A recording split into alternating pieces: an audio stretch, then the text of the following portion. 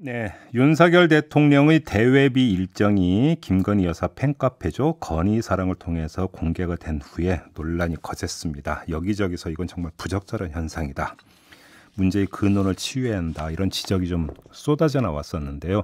이런 지적을 한 분 가운데 한 분이 바로 윤석열 대통령의 서울대 법대 동기생인 석동현 변호사입니다. 바로 이 주인공 전화로 만나보겠습니다. 나와 계시죠? 네, 안녕하십니까. 석동현입니다. 예, 안녕하세요, 변호사님. 네네.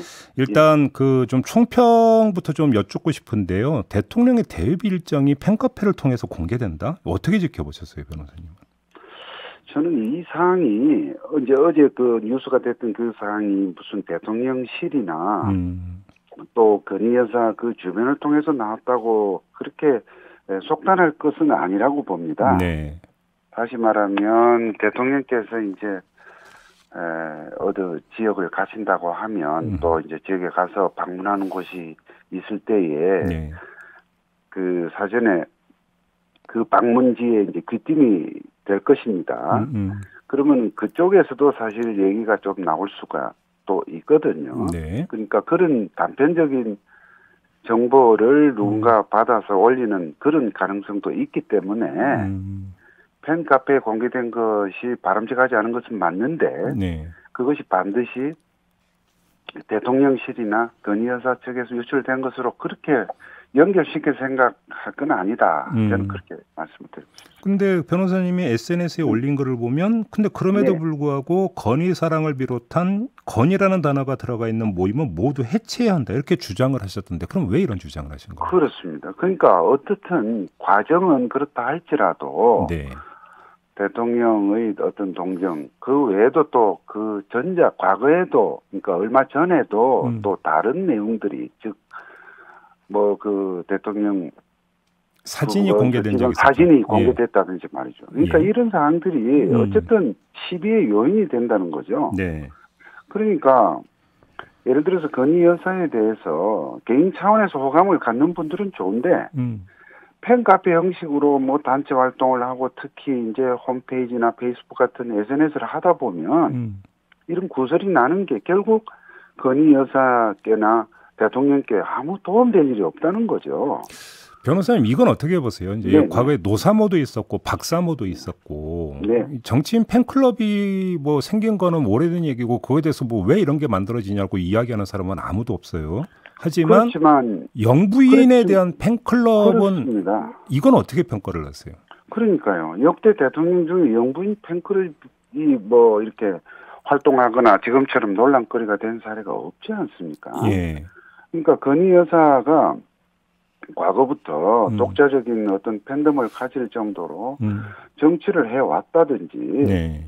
그런 게 아니기 때문에 이러한 어떤 팬클럽이 뭐 자발적으로 내 좋아하는 사람들이 만들어질 수는 있겠으나 이와 같이 그 정치를 하는 당사자는 결국은 대통령이십니다. 그렇죠. 예. 그러니까 윤사모나 과거의 노사모나 박사모도 결국 그 당사자를 중심으로 한 그 팬 모임인 것이란 말이죠. 예. 그런 점에서 윤 대통령과 관련된 그런 이런 모임은 자발적으로 만들어지고 어떻게 하더라도 그것은 뭐 이 왈가왈부하기 어려우나 굳이 정치를 해오지도 않은 이런 그 영부인에 대해서 이런 팬클럽을 만들어서 괜히 구설을 낳게 하는 것은 마이너스다 이렇게 보는 거죠. 자, 그 변호사님이 지적하기 전에 이제 홍준표 대구시장도 이제 비슷한 목소리를 낸 바가 있었는데요. 네네. 그랬더니 이제 강신업 변호사 건희 사랑 이제 회장을 맡았던 강신업 변호사가 SNS에 어떤 내용의 글을 올렸냐면 대통령 일정은 강신업이나 건희 사랑과 아무 관계가 없다. 대통령 일정을 대구시 홈페이지에 올리면 그렇다고 대구시 홈페이지를 해체해야 하는 거냐 이렇게 반문을 했거든요. 이런 그러니까 입장은 어떻게 평가를 하세요? 그것은 좀 약간 엉뚱한 논리라고 생각이 되고요. 예. 그러니까 아까도 말씀드렸지만 지금 이 대통령 일정이라는 것이 대통령이 어디를 가신다 하면 적어도 사전에 어레인지가 되는 과정에서 그 해당 방문지에 그러한 정보들이 알게 모르게 조금씩은 옆에서 이제 흘러나오는 경우가 많습니다. 네네. 이제 그런 걸 굳이 이런 그 해당 그 방문지가 아니라 이 지금 이 홈페이지에 올림으로 해서 저 팬클럽의 이 지금 SNS 페이스북에 올림으로 해서 이제 문제가 되니까 예. 이런 부분을 우리가 우려하는 것인데 강 변호사의 그런 반응은 조금 초점이 다르다고 봅니다. 아, 그렇게 평가하시고요.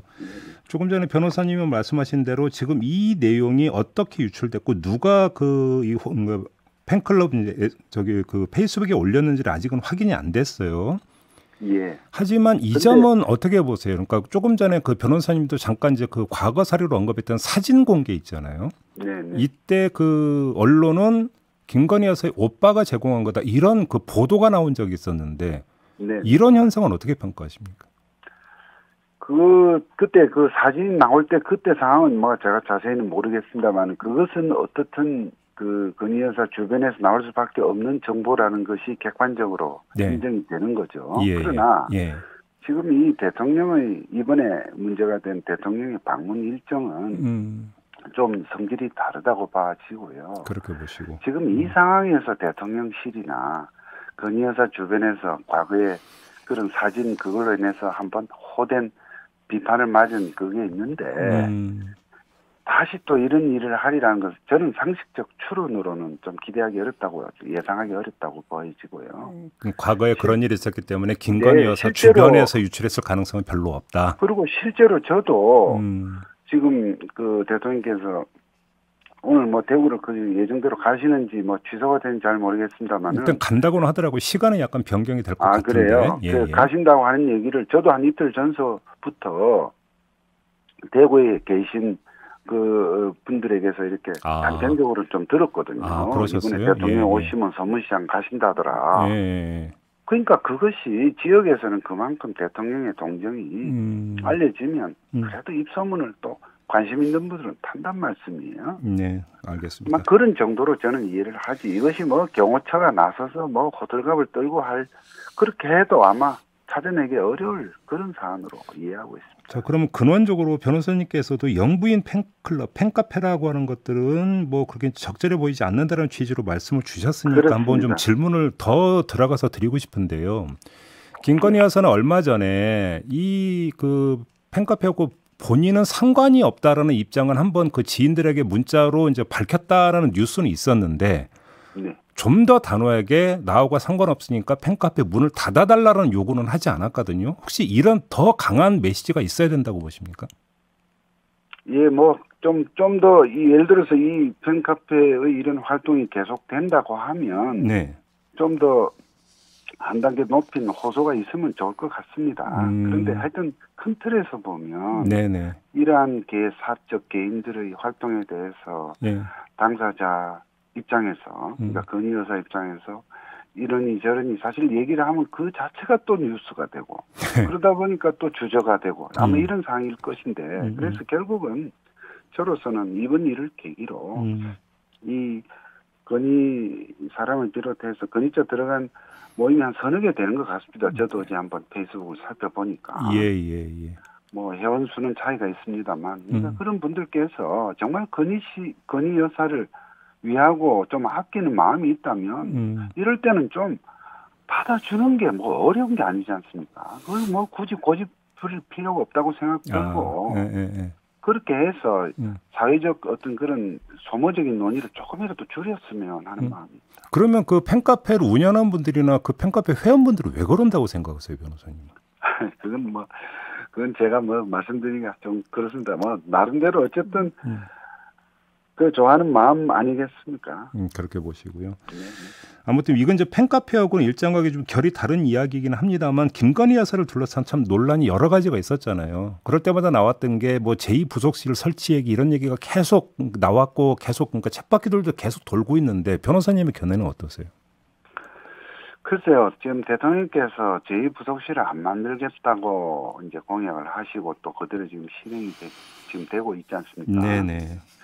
그러게 그만큼 사실은 그 영부인의 어떤 그런 활동을 오히려 좀 과거에 비해서 좀 줄이겠다는 그런 의지로 저는 그렇게 이해를 사실 했었습니다. 아, 그거를. 예. 그러니까 그 제2부속실을 두면 그만큼 공식적인 활동에 어떤 룸이 좀 늘어날 수도 있으니까 예.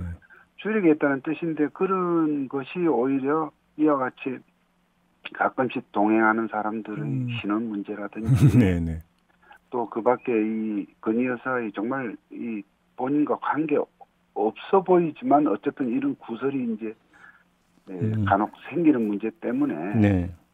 조금 이 부분은 그러면 뭐 제2부속실을 좀 작은 규모로라도 만들거나 또는 제1부속실 내에 나름대로 영부인 그 관련 업무를 이렇게 분장하는 그런 부서를 두어서라도 조금은 이 관리하는 수준을 높여야 되지 않나 이렇게 생각합니다. 그렇게 생각을 하시고요. 네네. 알겠습니다. 변호사님 모신 김에 좀 다른 문제 한두 가지만 좀 더 여쭤볼게요. 뭐 법률가이시기도 하고 또 뭔가 이런 진단하신 적이 있더라고요. 이준석 전 대표가 신청한 가처분 결과는 뻔하다 이렇게 전망을 했었는데 이 뻔한 내용이 어떤 겁니까, 변호사님? 지금 이준석 대표가 가처분 신청한 거에 대한 결과를 지금 말씀하시는 거죠? 그렇죠. 예. 저는 어쨌든 저로서는 저 개인 의견입니다. 저로서는 기각될 것으로 확신을 합니다. 왜냐하면 지금 국민의힘이 지금 어떤 이 대표의 어떤에 대해서 내부 징계를 이렇게 하는 등 참 초유의 사태가 생겼지 않습니까? 네.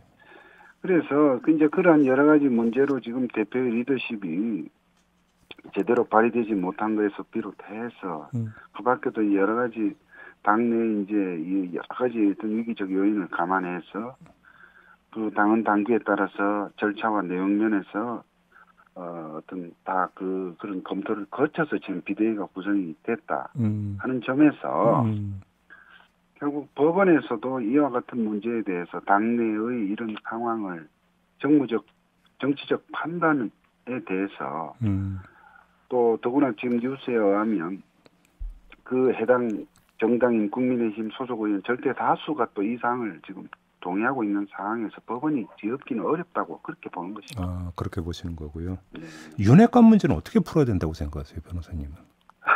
윤핵관 문제는 너무나 아주 포괄적이니까 제가 말씀드리기가 좀 간단치가 않은데 어쨌든 어느 대통령이든지 옆에서 이렇게 가까이에서 소위 말하는 측근에서 지근거리에서 보자 내지는 조언을 하는 그룹은 이렇게 마련이지 않습니까? 네네.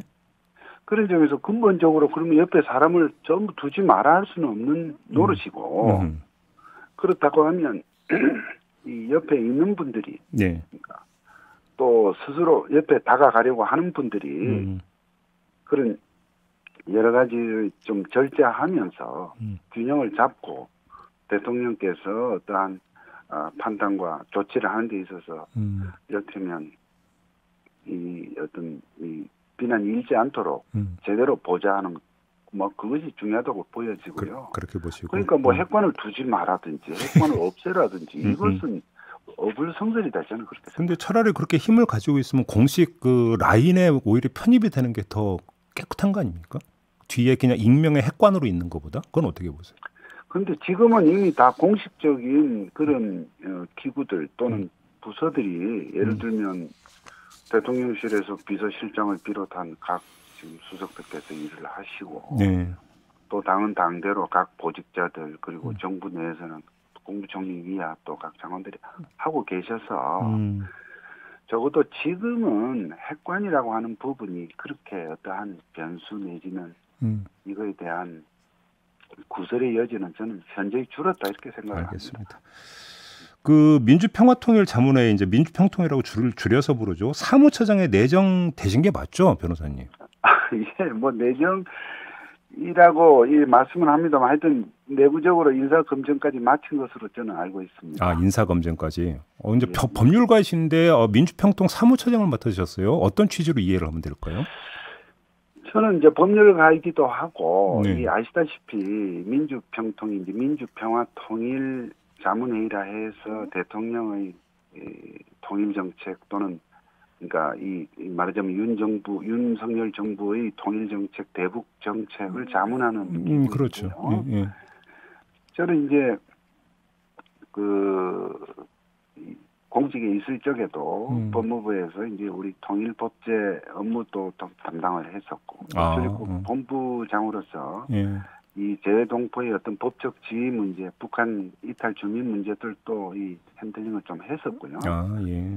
또 이 공직을 그만둔 이후 지난 10년 동안에도 제가 이제 이런 통일 업무, 통일 분야에 관련 있는 이 변호사 단체 활동을 계속 해왔는데, 그러한 기본 소양을 가지고 저는 뭐 이것이 어쨌든 집행기구나 권력기관이라기보다는 대통령의 어떤 그런 자문 조직입니다. 그렇죠. 그래서 또 해외에 계신 또 우리 위원님들도 많이 계셔요.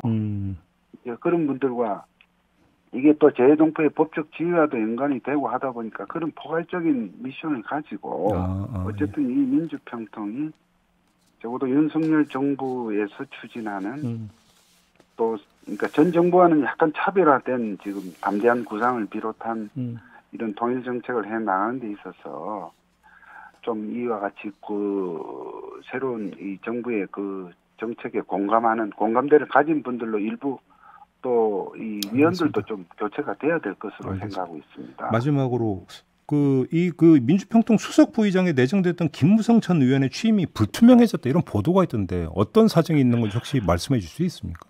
아니요, 저는 그 내용은 사실 잘 알지를 못합니다. 어쨌든 이게 그분에 대해서도 지금 거명했던 건 사실인데, 그러니까 거명이 되었던 것은 사실인데 이제 이 정식 발령을 앞두고 여러 가지 지금